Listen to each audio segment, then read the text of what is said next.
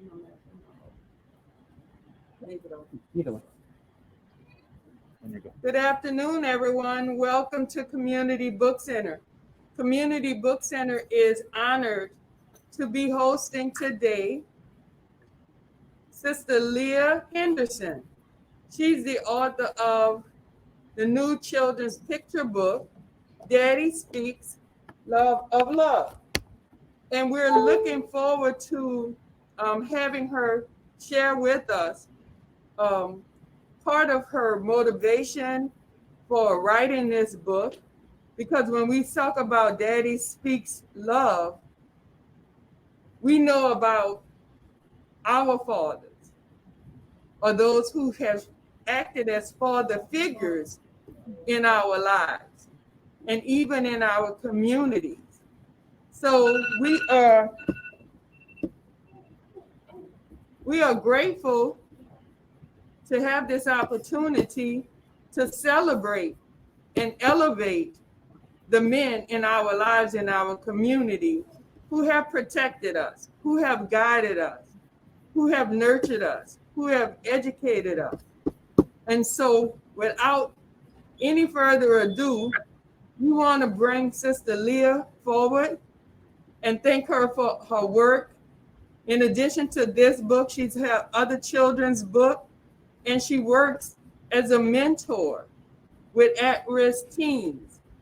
And that is so important in our community for us not to just talk the talk, but walk the walk. And we appreciate you, Sister Leah, for that.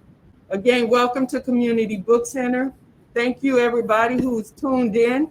And we hope that you will share with others how this program has inspired you, so that you'll join us again. Thank you again. Peace. Thank you so much for having me. It's really wonderful to be here. It's always a treat to go to, whether it's virtually or in person, bookstores and communities that are also doing the work and talking the talk and doing the things that we need to see out in this world. So I appreciate you as well. So today it's my pleasure to be here with everyone, whether that's on Facebook or on Crowdcast. So I am, like they said, going to talk today a little bit about Daddy Speaks Love and the inspiration behind that and some of my other work. And then I'm just going to open it up to some questions. So this is going to be really brief, but when I talk about inspiration just in general, for me, it comes from so many different places. It can come from the people in my life. It can come from other books that I read. It can come from moments that we are in. And during the 2020 quarantine summer, I was on the phone with the illustrator, E.B. Lewis, who is also a dear friend. And he happened to ask me, had I seen the clip of Gianna Floyd talking to President Biden about her father, and how she said, "My daddy changed the world." And E.B. was saying how those words just, they sat with him for a really long time after he heard them. And for me, I didn't hear them at that moment, but they were echoing in my head as well. And we were kind of talking about this moment where, you know, the whole world is watching as she is dealing with the loss of her father in such a tragic way. But then we kind of expanded the conversation and started talking about the large and small ways that fathers affect and kind of shape and mold their children's lives every single day. And as someone who is extremely close to my own father, I started rambling on about all of these different things. And Evie said, who knows my family well and knows my relationship with my dad and my mom, was like, you know, you need to sit down and you need to think about what those words would mean to you on the page. And so I went, I listened to his advice, and I sat down and I started thinking just about what it meant, that relationship between a child and their father, or a child and the person who represents that place in their life. Because there are a number of people that step into that role as well. And I was thinking about them when I was thinking about the words that I wanted to kind of bring forth a book that was talking about dads. And the first draft was a little bit rocky. I wasn't really sure where I wanted to go and what I wanted to say. And so many things were happening around me that were kind of going in my brain and I was thinking about for a really long time. But it wasn't until I sat for a little while just in silence and started thinking about, when you think of your own dad, like, right? When I think of my dad, what is it that comes to mind? What is it that my dad says to me? What is it that he shows me? How is he touching my life every single day? And of course I started smiling because there are so many stories that popped up in my head. But as I thought of each and every one of the stories, the thing that came to mind first and foremost was that my dad speaks love. And he speaks it in so many different ways to so many different people. And so when I was sitting there, I was like, wait a second, wait, that might be it. And then I said to myself, that's it. Daddy speaks love. And so once I had the title, and I'm someone who doesn't necessarily work from title to story. A lot of times I have to find my way into a story before I come to the title. But in this instance, the title came to me, and then I knew exactly what road to take and what direction to go, and kind of let the person in my life who is so crucial and fundamental in my life, my father and my mother, I let them be the guide for my story and for writing this book. And so I am just going to start with just a couple of the first spreads of the book so you can get just a little taste of where I decided to go. So, Daddy Speaks Love. Written by me, Leah Henderson, illustrated by the wonderful E.B. Lewis. On that very first day, bundled in blankets, you cried to be heard. Shh, baby bird, I've got you, are Daddy's first words. So this is a gorgeous illustration, and they're all really breathtaking. Daddy speaks love when he answers endless questions and makes 1,000 plans. New adventures await us, morning till night. Days full of tree climbs, the longest of hikes.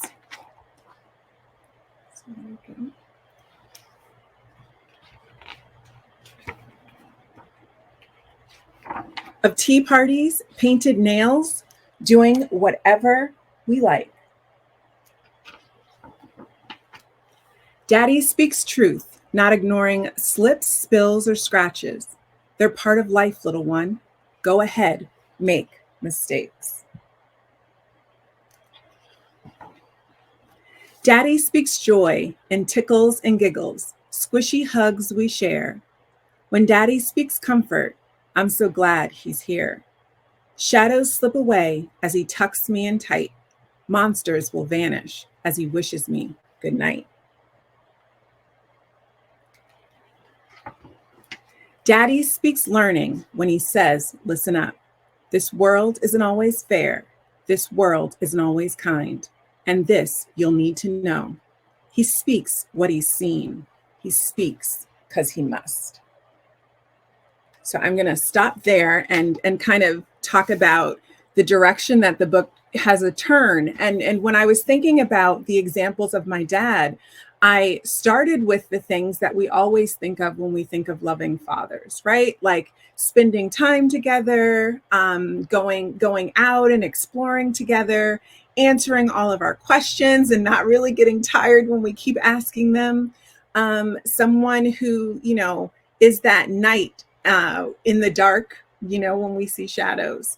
And so I wanted to go beyond that because when I think of my dad also speaks truth, right? And so growing up, he always showed us and spoke to us about the realities of what's going on in this world, not the things that just are about, keeping us sheltered or safe in a sense of having a comfortable insular world where you're not learning about all the other things that are going on. He spoke about the truths of the world. And I think it's so important that is a way that we understand that is also love, because that is preparing us for the future that we are stepping into and the futures that we are going to be a part of. And so in writing this book, it quickly turned to the other aspects of love, where it comes to talking about equality, where it comes to talk about talking about civic responsibility, where it comes to talking about fellow citizens wanting a place to belong and feel at home in this country.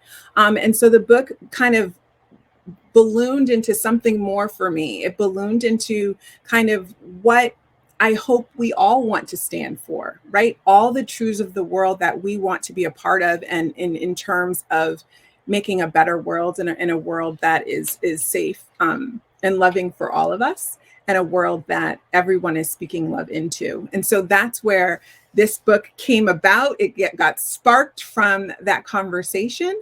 And then it was led by just examples of my dad and other fathers that I have met in my life who speak love to their children, who speak love to their children's friends, who speak love to strangers. And I think that overall, when I'm writing and I'm inspired, there are so many layers to the inspiration, right? It's not just one thing. Sometimes it starts with one thing, but it builds on something else and something else and something else. And so all of the books I write, I think, stem from this same place, this place of family, community, trying to highlight a world that I would love to see, a world that is full of possibilities, not just for me or my characters, but for anyone who opens up the book to be able to see and witness a possibility for themselves.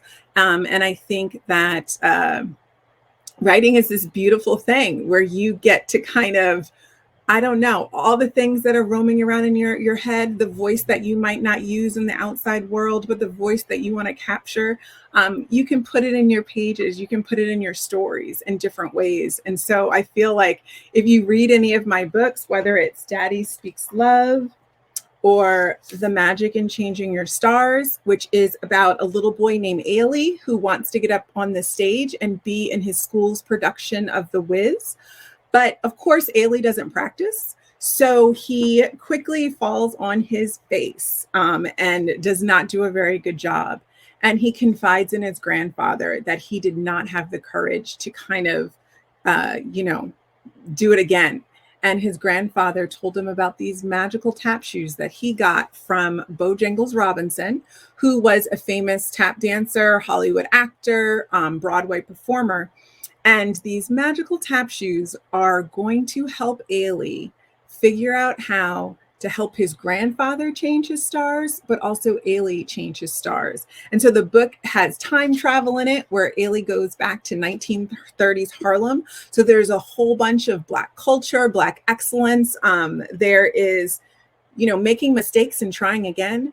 It is all about music. It's all about family. So all the things that I love are wrapped up in this book. And then another book that I have that kind of speaks to this notion of community and the power of community and how when community comes together, it can do some beautiful things. I have a book called A Day for Remembrance, which is about the first community-led Memorial Day back in 1865 in Charleston, South Carolina. And this was illustrated by the wonderfully talented Floyd Cooper, who has since passed on. And Floyd did an amazing job in this book of capturing the emotion of a people.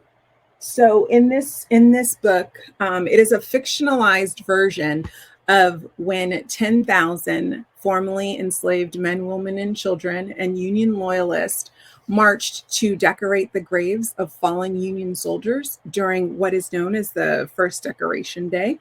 And I have fictionalized it where a little boy named Eli tells you the story of when Black people were part of starting this holiday tradition. And it's one of those overlooked things that we don't often hear about. So another thing that I got from my parents was we used to go on trips a lot of the time. And we would go to these different places and spaces and learn about really interesting people and amazing things. And we would come away and I would have all of these questions. And they would say to me, go look in a book and find it out. And unfortunately, a lot of the books didn't have the stories that we were learning about. And so this is my way of kind of bringing some of those stories, some of the ones that are not often shown to light. And then another book that I have that came out is called Together We March, which features 25 protest movements throughout history. And basically, I was one day walking outside in Washington, D.C., and 2017, and there were a number of marches happening on a daily basis. And I just remember thinking the world is really getting shooken up, and people are saying a lot of things with their signs, with their voices, with their feet.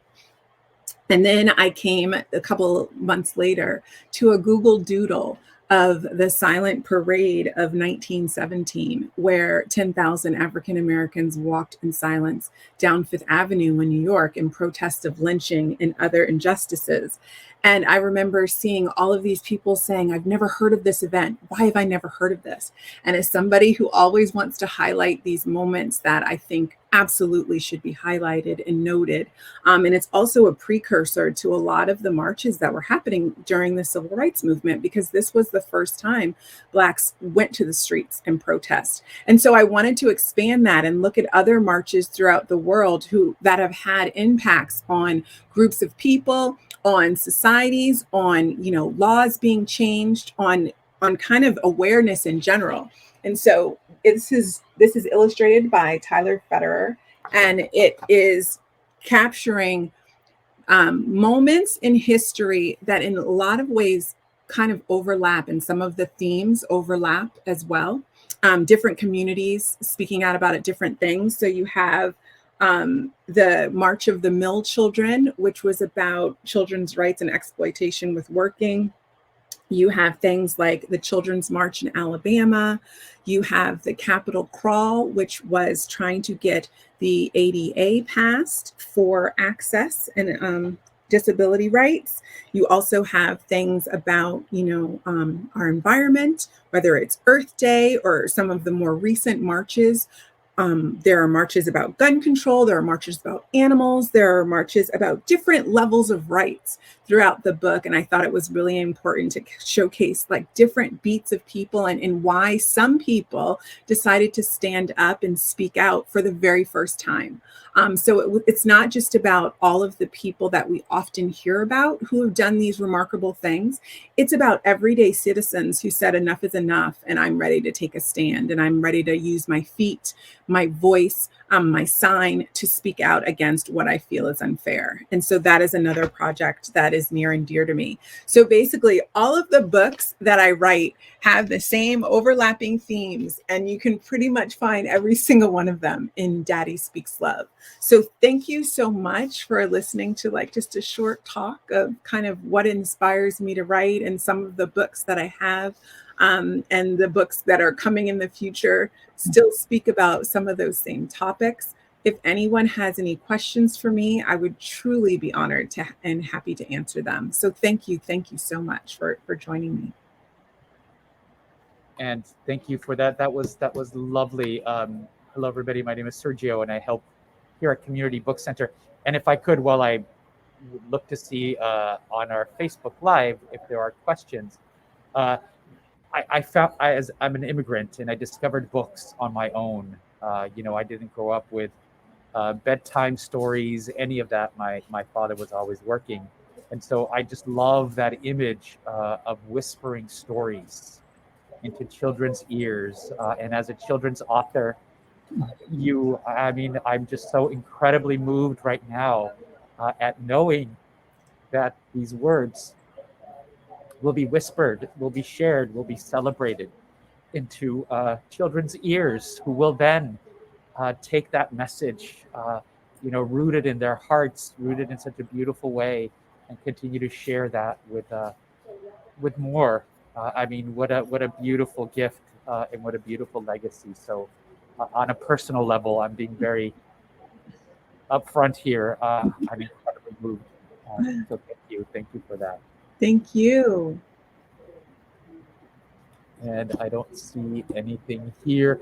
We do, as I mentioned earlier, all of our programs are archived, and so we do have a lot of our viewers come back and drop questions, etc. And I will certainly forward those on to you. But please if I can just ask folks, as you watch this program, if you hover over Community Book Center on our Crowdcast platform, if you follow us, you will be notified of future programs that come up. But again, just what a lovely message. And I don't have kids. I was a high school teacher for high school boys for almost 15 years, and certainly teaching about love, I think, especially to boys, is so critical and so important. So thank you for that. Absolutely. Let me see if Mama Vera is here so that she can do a little closing with you. Sure, my pleasure. And just thank you so much, everyone. And definitely, if you do have questions, if you stick them on the Facebook Live, I will circle back at some point and try to answer them for you, because I'm always happy to answer questions that might come up for people. I know that sometimes I have them well after something has finished.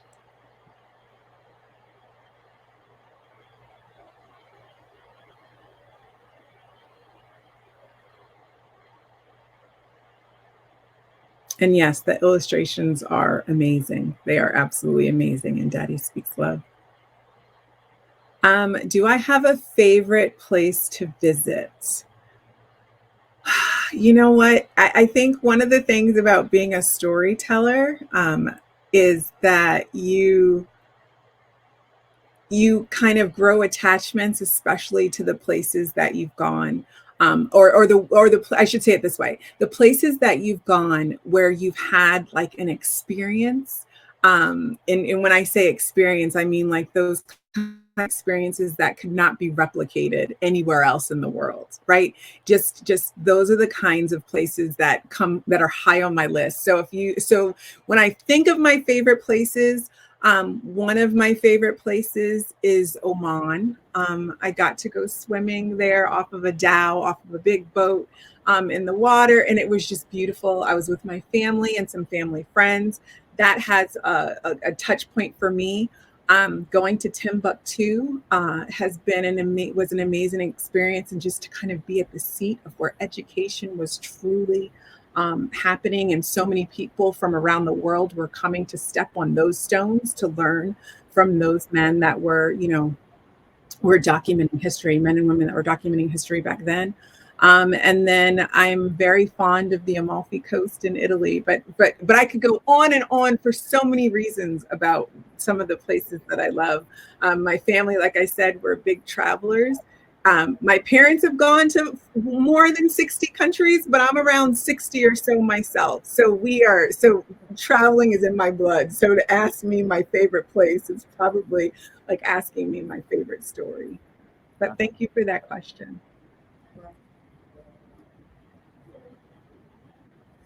And to that, just listening to your travel stories, oftentimes we talk about reading, and when you read a book, how the book can open up the world to you. And we can travel to faraway places through the pages of a book. So it's so important for us to encourage our young people and older people to read and read more, and they can discover more about their history, their culture, and themselves. And I think that's also inspiring to young writers, people to write. So this is Yanni. Hi, Yanni. She's testifying that what I'm saying. I hear it. Yeah. So on behalf of Community Book Center and those here in New Orleans and all over, we thank you for your time and your attention. We look forward to working with you again in the future. I understand there's a big weekend coming up. Yes, the African American Children's Book Fair in Philadelphia. It's a wonderful. Yes. So congratulations to Vanessa for 30 years and all of the work that she's done. And we thank her for connecting us so that we could do it. So shout out to Vanessa. Absolutely. Thank you, Vanessa. And we look forward to seeing you all real soon. Yes, thank you again so much for having me, and to the communities that have come to watch this and who will watch afterwards, thank you so much. And just a special shout out to my parents who I know are out there somewhere watching. I love you very, very, very much. So thank you all. All right. Have a great Take weekend. care. You too. Bye.